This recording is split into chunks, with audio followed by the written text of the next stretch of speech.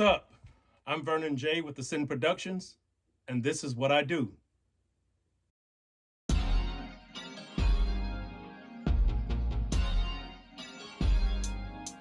I got started from just loving music. My friends and I, as teenagers, we used to buy records and make mixtapes and listen to hip hop music and enjoy the experience. And then it just kind of grew from there after I started hearing different genres and different ways of making music.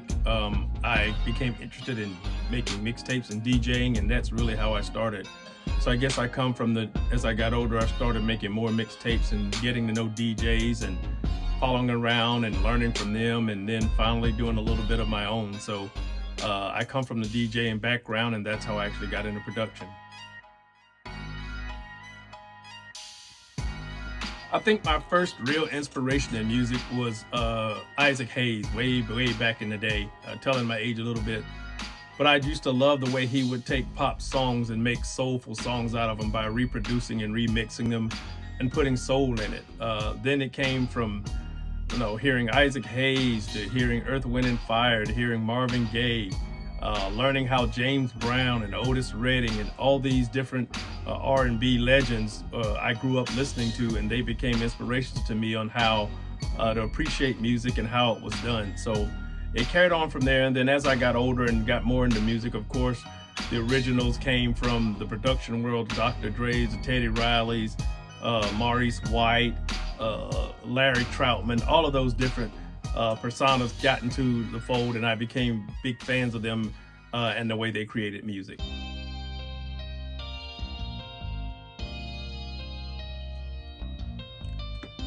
I don't think there's a limitation in age when you're producing music. Maybe in performing, but not necessarily producing. Nobody ever sees me. I'm never having to get in front of an audience. So I can produce music as long as my desire and my love for it remains. I think there are a lot of different ways and a lot of different types of music out there, and you can produce music until you can't anymore. I think that's one of the best things about actually composing, is that I don't have to worry about any limitations when I get in front of the keyboard and get on the keyboard and want to create.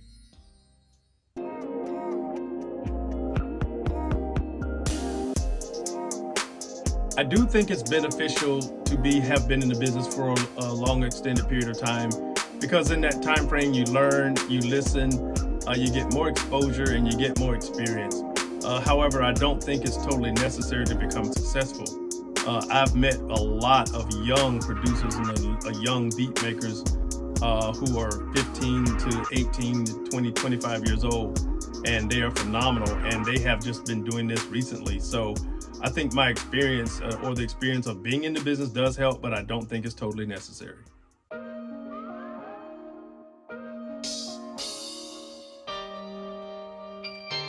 My favorite genres are, of course, R&B and hip hop, then jazz, and then pop.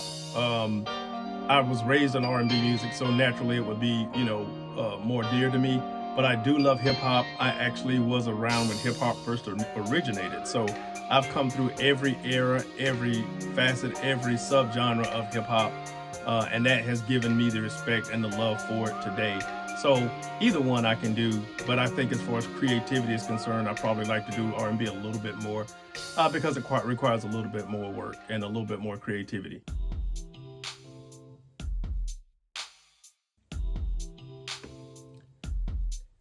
I do enjoy social media. However, I do have my hangups about it.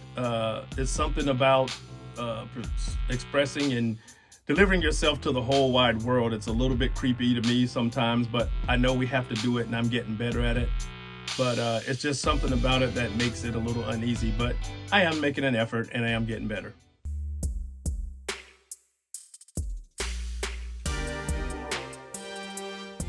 The first thing I do when I'm getting ready to compose is to get organized. I think that's the most important, because we deal with so many different pieces and parts of the puzzle to create a song or to create music. If you're not organized, you could get lost in the sauce. So being organized, getting all my buses together, getting all my plugins together, making sure all my samples are together, and making sure I have access and can access them as soon as possible and use them helps me to get better and helps me to do what I need to do creatively, instead of worrying about is everything here and what comes next. I can just be creative in my process.